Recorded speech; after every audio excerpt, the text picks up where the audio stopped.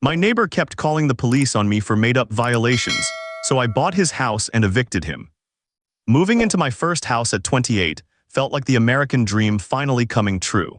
The suburban neighborhood seemed perfect with its neat lawns and friendly faces, until I met the guy next door who would turn my life into a living nightmare for the next 2 years. It started 3 days after I moved in when I was unloading boxes from my truck in the driveway. The police showed up claiming someone reported me for blocking a fire hydrant, which was complete nonsense since the hydrant was across the street and nowhere near my truck. The officer seemed confused too, apologizing for the weird call before leaving. 2 weeks later, another visit from the boys in blue. This time the complaint was about loud music during quiet hours, except I had been at work all day and my house was completely silent. The pattern became clear when I noticed my neighbor peeking through his blinds every time the cops showed up. This guy was probably in his 60s, lived alone, and apparently had nothing better to do than make my life miserable. He would call about everything: my grass being too long, my garbage cans being out 12 hours early, my car being parked too close to the property line by 2 inches. The police started recognizing me and would just wave apologetically before doing their required check. The breaking point came when he called claiming I was running some kind of illegal business from my garage.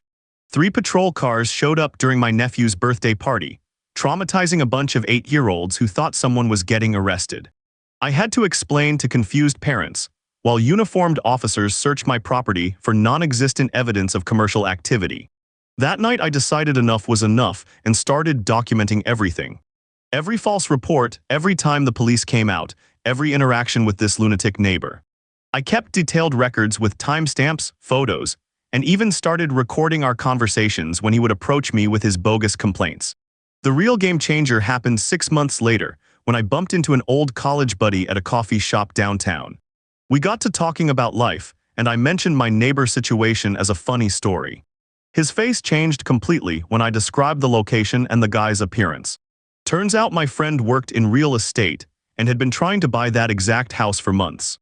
The neighbor had been behind on his mortgage payments and was facing foreclosure, but kept refusing all offers because he was too proud to admit his financial problems. My buddy had inside information about the pending foreclosure proceedings. The pieces started falling into place. This guy was probably stressed about losing his home and taking it out on me as some kind of scapegoat. Instead of feeling sorry for him, though, I saw an opportunity for the perfect revenge that would solve both our problems. I asked my friend to connect me with the bank handling the foreclosure. It took some convincing, but they agreed to let me submit an offer once the property went into default. The neighbor had no idea what was